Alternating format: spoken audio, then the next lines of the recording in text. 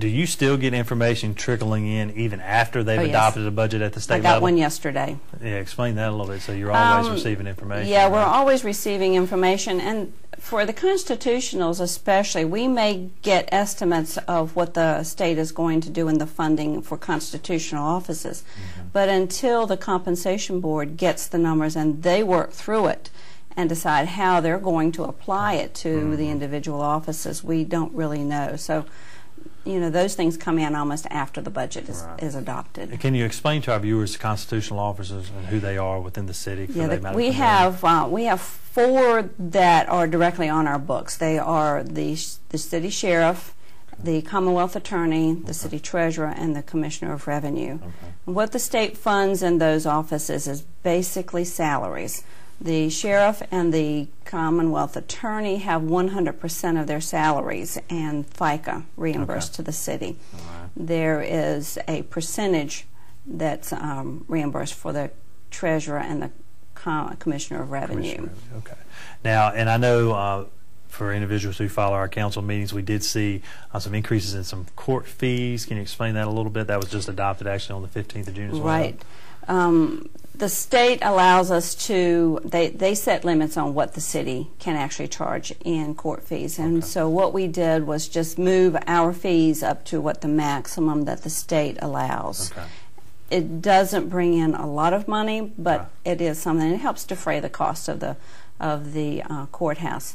The one that's going to bring in the most money will be the courthouse security. We went from $5 to $10 on those court fees, and that funds courthouse security only. We can't use that for anything except personnel. That's what I was going to mention. That money stays within the sheriff and the court. Right, and the sheriff actually lost 2 positions during the state cut, so this just reinstates one of those positions for him, and then if the money, if the revenues come in better than what that position is funded at, then we can provide some part-time personnel. So across the board with our constitutional officers, did we see shortfalls from the state this year? Oh yes, quite a few. Yeah, we got quite a lot of shortfalls, but the city is picking up some of those costs, and then we're working with the constitutionals. They're holding some vacancies open so that they can cover those shortfalls from the state. I think they had to take a furlough day as well. Yes, the state employees, all of them had to take a furlough day.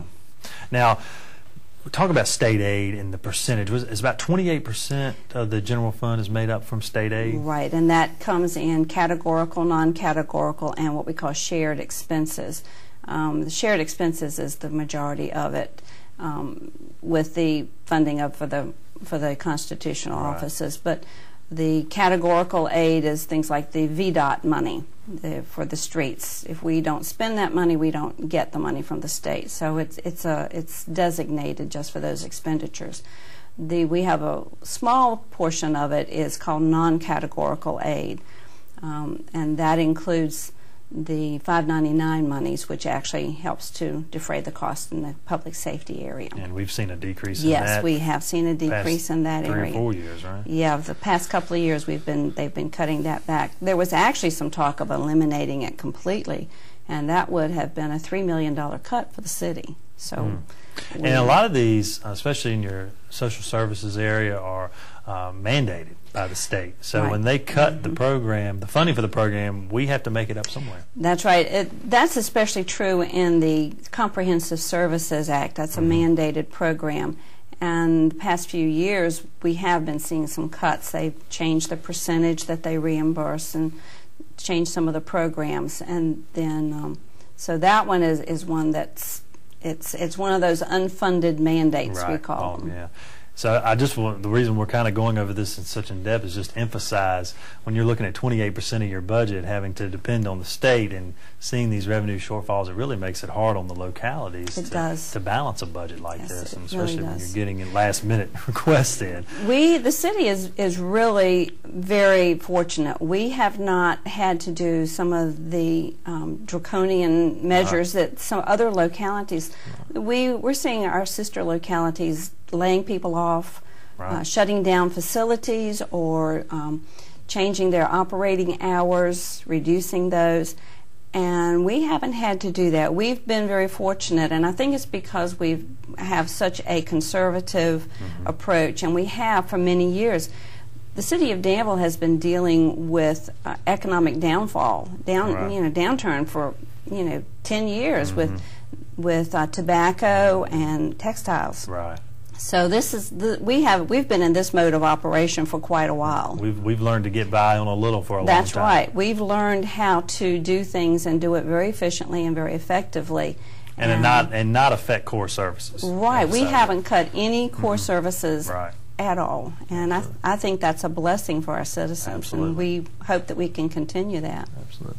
And another issue I think most of our viewers are probably familiar with is the support for the schools, because they probably read about this a little bit. I know we fund our schools basically double what the state requires us to. Right, we do. But we are cutting their services support a little bit this year, right? We did. We reduced it by about $500,000, but this was in conjunction with discussions with the schools, so right. they were completely online.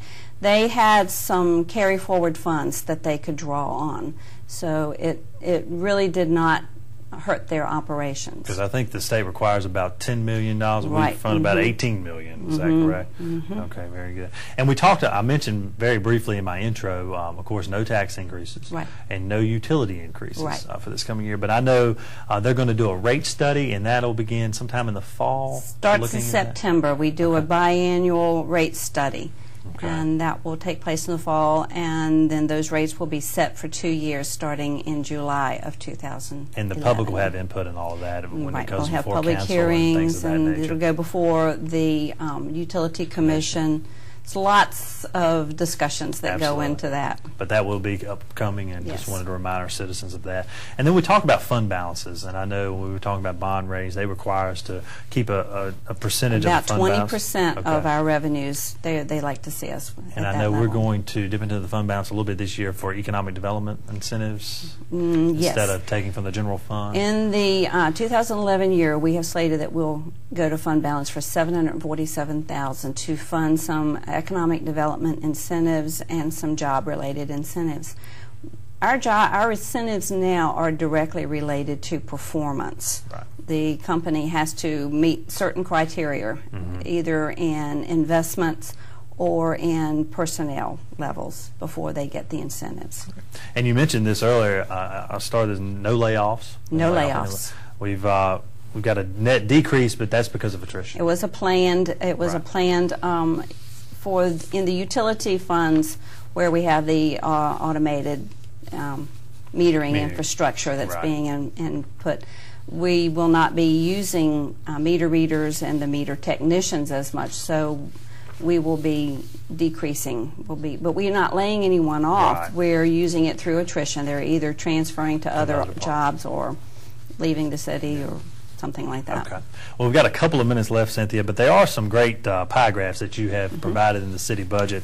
And for our individuals who access it online or go over to the library and look at a copy, they can see that.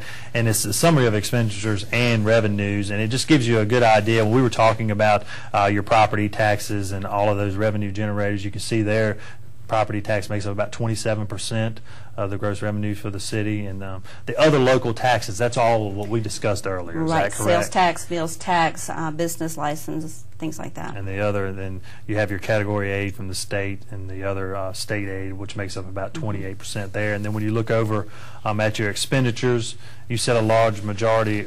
I see there public safety, of course, 25%, and then. And Cynthia, you see there we talked about the 19% for public schools, and then public works and transportation of 13%. So that's a big bulk of your expenditures here in the city of Danville for those three entities there.